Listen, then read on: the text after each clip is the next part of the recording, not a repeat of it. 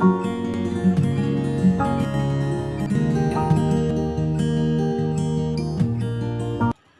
Morning students. आज हम आरोह पुस्तक में चैप्टर नंबर 14 फणीश्वर नाथ रेणु द्वारा रचित पहलवान की ढोलक नामक पाठ को पढ़ेंगे। सबसे पहले हम कवि परिचय देख लेते हैं।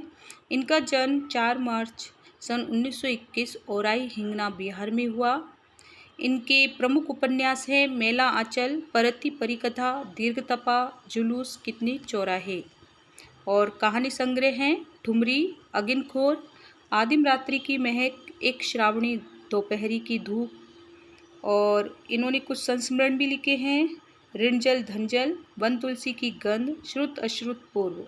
और एक नेपाली क्रांति कथा इनका रिपोर्टाज है तथा रेणु रचनावली नाम से इनका साहित्य 5 खंडों में प्रकाशित है। और 11 अप्रैल सन 1977 पटना में इनका देहावसान हो गया। फणीश्वर नाथ रेणु हिंदी साहित्य में आंचलिक उपन्यासकार के रूप में प्रसिद्ध है। यानी इनका जो आंचलिक उपन्यास मेला आंचल 1954 में प्रकाशित हुआ और उसने हिंदी उपन्यास को एक नई दिशा दी। आज़ादी के बाद जब भारत में सारा विकास शहर केंद्रित होता जा रहा था, ऐसे में रेणु ने अपनी रचनाओं से अंचल की समस्याओं की ओर भी लोगों का ध्यान खींचा। अंचल यानी गांवों की समस्याओं की ओर, क्षेत्र विशेष की समस्याओं की ओर। तो उनकी रचनाएं इस अवधारणा को भी पुष्ट करती है कि भाषा की सार्थकता बोली के साहचर्य में ही है। यानी जो गाँवों की बोली होती है तभी उसको साथ लेकर चलने पर ही भाषा सार्थक होती है। फणीश्वर नाथ रेणु की प्रतिनिधि कहानियों में पहलवान की ढोलक भी शामिल है। यह कहानी कथाकार रेणु की समस्त विशेषताओं को एक साथ अभिव्यक्त करती है। रेणु की लेखनी में अपने गांव, अंचल एवं संस्कृति को सजीव करने की अद्भुत क्षमता है। ऐसा लगता है मानो हर एक पात्र वास्तविक जीवन ही जी रहा हो। पात्रों एवं परिवेश का इतना सच्चा चित्रण अत्यंत कठिन है। वैसे तो जो फणीश्वर नाथ रेणु हैं गिने चुने कथाकारों में से है, लेकिन उन्होंने अपने गद्य में भी संगीत पैदा कर दिया है। अन्यथा ढोलक की उठती गिरती आवाज़ और पहलवान के क्रियाकलापों का ऐसा जो सामंजस्य है वह अन्यत्र देखने को नहीं मिलता है। इन्हीं सब विशेषताओं के कारण ही फणीश्वर नाथ रेणु की कहानी पहलवान की ढोलक व्यवस्था के बदलने के साथ लोक कला और इसके कलाकार के अप्रासंगिक यानी अर्थहीन हो जाने की कहानी है। राजा साहब की जगह नए राजकुमार का आकर जम जाना सिर्फ व्यक्तिगत सत्ता परिवर्तन नहीं बल्कि ज़मीनी पुरानी व्यवस्था के पूरी तरह उलट जाने और उस पर सभ्यता के नाम पर एकदम नई व्यवस्था के आरोपित हो जाने का प्रतीक है। यह भारत पर इंडिया के छा जाने की समस्या है, जो लुट्टन पहलवान को लोक कलाकार के आसन से उठाकर पेट भरने के लिए हाय तौबा करने वाली निरीहता की भूमि पर पटक देती है। यानी कि जब राजा साहब का बेटा पहलवानी के स्थान पर घोड़ों की रेस को स्थान दे देता है, तब जो लुट्टन पहलवान है उसको अपनी जीविकोपार्जन का भी कोई साधन दिखाई नहीं देता है। ऐसी स्थिति में गांव की गरीबी पहलवानी जैसे शौक को क्या पालती, फिर भी पहलवान जीवट ढोल के बोल में यानी जो जीवन युक्त है ऐसे ढोल की आवाज़ में अपने आप को न सिर्फ जिलाए रखता है, जीवित रखता है, बल्कि भूख व महामारी से दम तोड़ रहे गांव को मौत से लड़ने की ताकत भी देते रहता है। कहानी के अंत में भूख महामारी की शक्ल में आए मौत के षड्यंत्र जब अजय लुट्टन की यानी जो कभी हारा नहीं ऐसे लुट्टन की भरी पूरी पहलवानी को फटे ढोल की पोल में बदल देते हैं, तो इस करुणा त्रासदी में लुट्टन हमारे सामने कई सवाल छोड़ जाता है। वह पोल पुरानी व्यवस्था की है या नई व्यवस्था की? क्या कला की प्रासंगिकता व्यवस्था की मुखापेक्षी नहीं है, अथवा उसका कोई स्वतंत्र मूल्य भी नहीं है? मनुष्यता की साधना और जीवन सौंदर्य के लिए लोक कलाओं को प्रासंगिक बनाए रखने हेतु हमारी क्या भूमिका हो सकती है? निश्चय ही यह पाठ हमारे मन में कई ऐसे प्रश्न छोड़ जाता है। यानी इसमें लेखक यह कहना चाहता है कि जब लोक कलाकार जैसे कि कठपुतली का खेल दिखाने वाले पहलवान और भी ऐसे अन्य खेल हैं जिनको आज समाज में महत्व नहीं दिया जाता है, उनका स्थान अन्य दूसरे खेलों ने ले लिया है, दूसरे व्यवसायों ने ले लिया है। तो जो लोक कलाकार होते हैं वे अपने व्यवसाय को छोड़कर, अपनी कला को छोड़कर दूसरा कार्य करने के लिए विवश हो जाते हैं, क्योंकि समाज उनको महत्व नहीं देता है। उस समय उनकी जो पीड़ा है उसी से ही अवगत कराने के लिए फणीश्वर नाथ रेणु ने पहलवान की ढोलक नामक पाठ को रचा है। चलिए शुरू करते हैं। पहलवान की ढोलक इस कहानी में फणीश्वर नाथ रेणु ने मुख्य रूप से लुट्टन नाम के पहलवान की जिजीविषा और हिम्मत का वर्णन किया है। जाड़े का दिन, अमावस्या की रात, ठंडी और काली, यानी जाड़े यानी सर्दी का दिन था और अमावस्या की रात थी, एकदम ठंडी और काली, यानी कहीं भी प्रकाश का, रोशनी का नामो निशान नहीं था। मलेरिया और हैजे से पीड़ित गांव भयार्त शिशु की तरह थर थर काँप रहा था। भयार्त कहते भय के कारण चीख पुकार मचाने वाला। जो पूरा गांव है वह मलेरिया और हैजे नामक बीमारी से पीड़ित था और एक डर के कारण छोटे से बालक की तरह, चीख पुकार करने वाले छोटे से बालक की तरह थर थर काँप रहा था, यानी डरा हुआ था। पुरानी और उजड़ी बांस फूस की झोपड़ियों में अंधकार और सन्नाटे का सम्मिलित साम्राज्य, अंधेरा और निस्तब्धता। पुरानी और जो भी घास फूस की बनी झोपड़ियाँ थी उनमें अंधकार छाया हुआ था, चारों तरफ एकदम खामोशी और सन्नाटा छाया हुआ था, अंधेरा था और निस्तब्धता यानी पिन ड्रॉप साइलेंट, कहीं से कुछ भी आवाज़ सुनाई नहीं दे रही थी। चारों तरफ खामोशी या चुप्पी का साम्राज्य फैला हुआ था।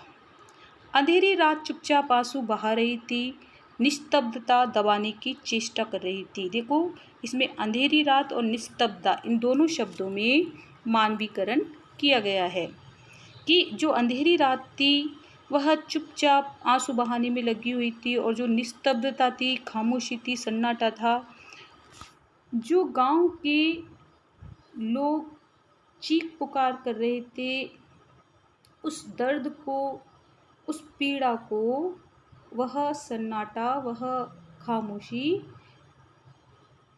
दबाने की कोशिश कर रही थी। आकाश में तारे चमक रहे थे, पृथ्वी पर कहीं प्रकाश का नाम नहीं। आकाश से टूटकर यदि कोई भावुक तारा पृथ्वी पर जाना भी चाहता तो उसकी ज्योति और शक्ति रास्ते में ही शेष हो जाती थी। शेष यानी समाप्त हो जाती थी। अन्य तारे उसकी भावुकता अथवा असफलता पर खिलखिलाकर हंस पड़ते थे। यानी जब इन लोगों को इतना दुख और दर्द में पीड़ित होते हुए आकाश से कोई तारा देखता और उनकी सहायता के लिए आना चाहता तो उसका जो प्रकाश था, उसकी जो शक्ति थी वह रास्ते में ही विलीन हो जाती थी। तो सारे तारे उसकी कोमलता पर, असफलता पर हंसने लगते थे। सियारों का क्रंदन और पेचक की डरावनी आवाज़ कभी कभी निस्तब्धता को अवश्य भंग कर देती थी। क्रंदन कहते हैं चित्कार को और पेचक यानी होता है उल्लू। तो उस समय क्या था, शियार बहुत तेज चित्कार करते थे और पेचक यानी उल्लू अपनी डरावनी आवाज़ से कभी कभी उस निस्तब्धता यानी उस चुप्पी, उस मौन को भंग कर देते, यानी उसमें खलल डाल देते थे। गांव की झोपड़ियों से करहाने और कई करने की आवाज़, हरे राम, हे भगवान की टेर अवश्य सुनाई पड़ती थी।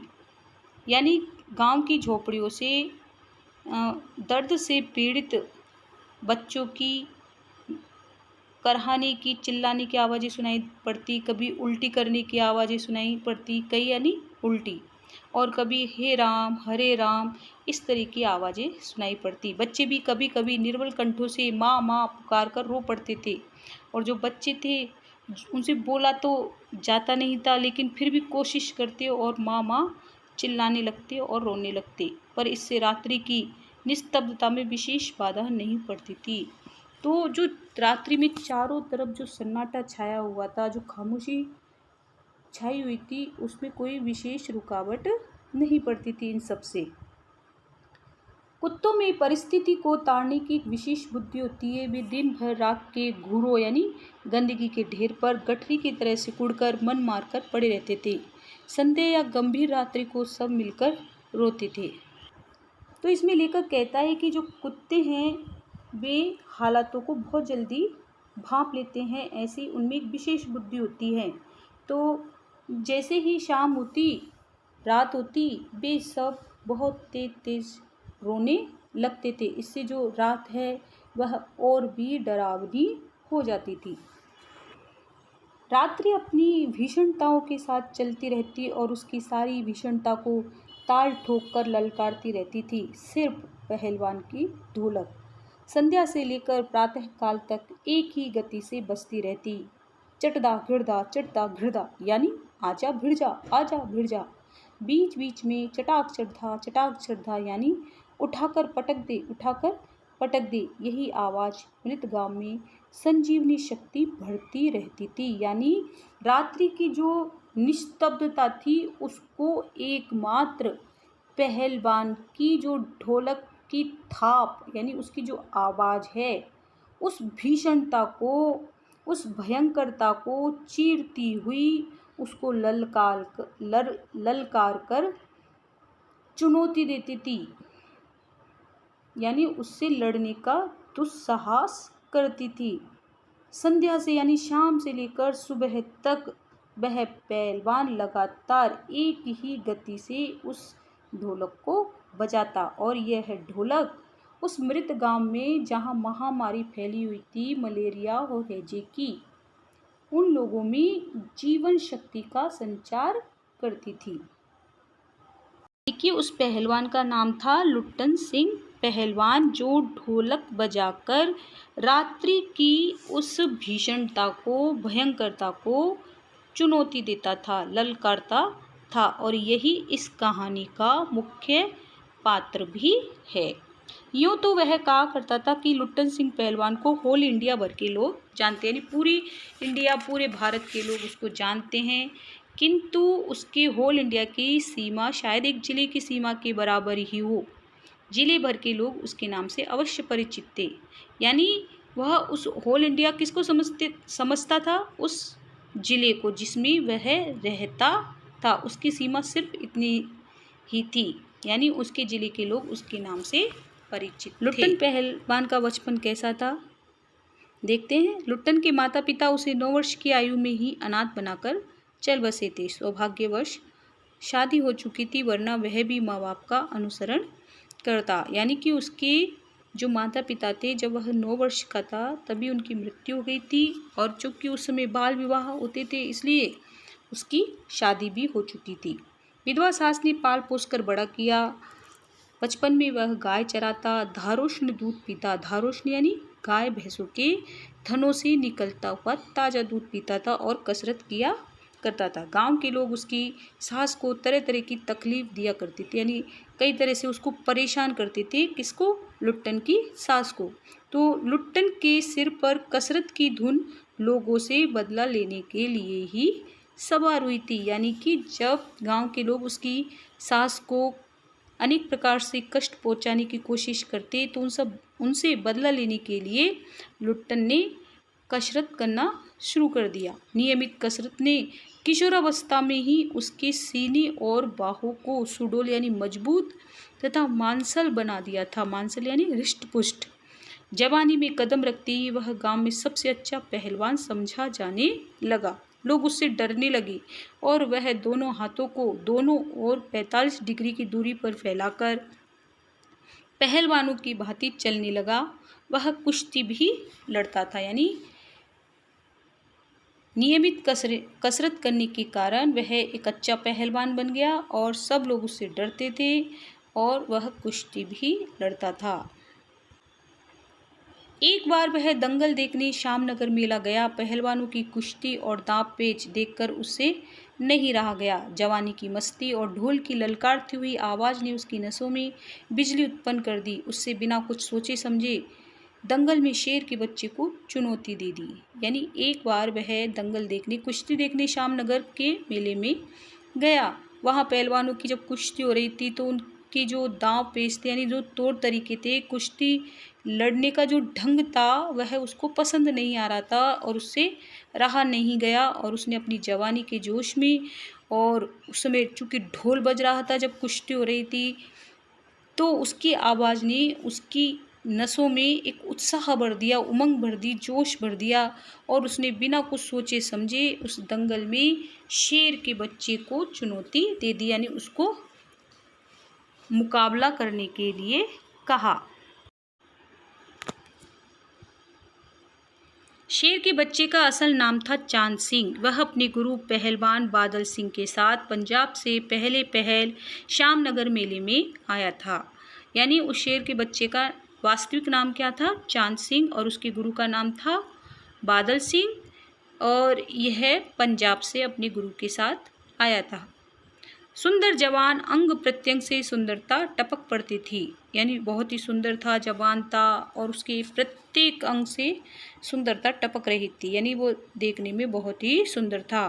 3 दिनों में ही पंजाबी और पठान पहलवानों के गिरोह यानी गुट के अपनी जोड़ी और उम्र के सभी पट्टों को यानी पहलवानों को पछाड़कर उसने शेर के बच्चे की टाइटल प्राप्त कर ली। टाइटल यानी पदवी, यानी उसको सब शेर का बच्चा कहने लगे।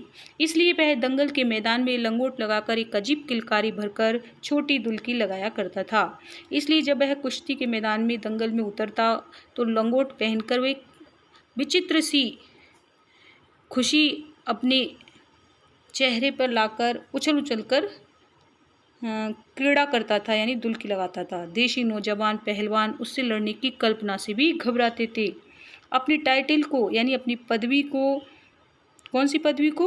शेर के बच्चे की पदवी को सत्य प्रमाणित करने के लिए ही चांद सिंह बीच बीच में दहाड़ता था, शेर की तरह दहाड़ लगाता था, आवाज़ निकालता था। श्यामनगर के दंगल और शिकार प्रिय वृद्ध राजा साहब उसे दरबार में रखने की बात कर ही रहे थे कि लुट्टन ने शेर के बच्चे को चुनौती दे दी। जब श्यामनगर में दंगल हो रहा था और जो वहाँ के राजा थे वो भी शिकार प्रिय थे, तो जब उन्होंने चांद सिंह को देखा तो उसे अपने दरबार में रखने की सोच रहे थे। तो उसी समय लुट्टन ने उस शेर के बच्चे को ललकारा।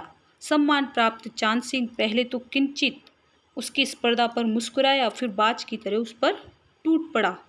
अब चूंकि चांद सिंह ने बड़े बड़े पहलवानों को धूल चटाई, इसलिए जैसे ही उसने सुना कि लुट्टन उसे ललकार रहा है कुश्ती लड़ने के लिए, तो वह उसके मुकाबले पर थोड़ा तो मुस्कुराया, पहले तो मुस्कुराया, फिर एक बाज की तरह उस पर टूट पड़ा। शांत दर्शकों की भीड़ में खलबली मच गई। उस समय तक तो जितने भी दर्शक थे, देखने वाले थे, वो शांत बैठे हुए थे, लेकिन जैसे ही लुट्टन ने उसको मुकाबला करने के लिए कहा, उसी समय वहाँ के दर्शकों में, वहाँ बैठे दर्शकों में हड़कंप मच गया। पागल है, मरा, मरा मरा मरा। पर बाहरे बहादुर लुट्टन बड़ी सफाई से आक्रमण को संभाल कर निकल कर उठ खड़ा हुआ और पैंतरा दिखाने लगा। पैंतरा यानी कुश्ती के दाव पेचों को दिखाने लगा। राजा साहब ने कुश्ती बंद करवाकर लुट्टन को अपने पास बुलाया और समझाया। अंत में उसकी हिम्मत की प्रशंसा करते हुए 10 रुपये का नोट देकर कहने लगे, जाओ मेला देखकर घर जाओ। तो जब राजा ने देखा कि वह मतलब कि जब दर्शक कह रहे थे कि मरा मरा, तो उन्होंने सोचा कि अपने हाथ से जान धो बैठेगा। तो राजा ने बीच में कुश्ती को बंद करवा दिया और लुट्टन को अपने पास बुलाकर उसकी हिम्मत की प्रशंसा की और उसको 10 रुपये का नोट देकर कहा कि जाओ मेला देखकर आओ। शेष पार्ट हम नेक्स्ट वीडियो में पढ़ेंगे। Thank you, have a nice day.